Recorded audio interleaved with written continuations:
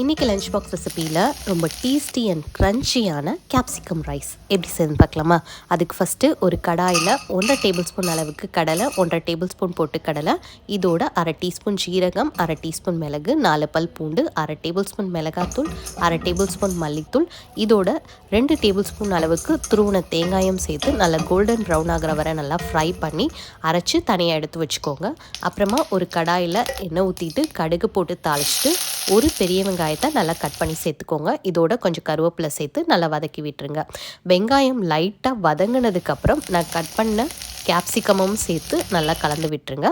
கேப்சிகமை லைட்டாக ஃப்ரை பண்ணால் போதும். அப்போ தான் நம்மளுக்கு க்ரன்ச்சியான ஃபீல் நம்மளுக்கு கொடுக்கும். இதோட 1/2 டீஸ்பூன் அளவுக்கு மஞ்சத்தூள் சேர்த்து நல்லா கலந்து விட்டுருங்க.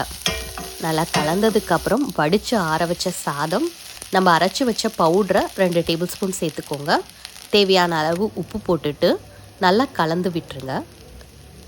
லாஸ்ட்டாக 2 டீஸ்பூன் நெய், கொஞ்சமாக கொத்தமல்லி தலையை தூவி இறக்குனீங்கன்னா சூப்பரான ரொம்ப டேஸ்டி அண்ட் க்ரன்ச்சியான கேப்சிகம் ரைஸ் ரெடி.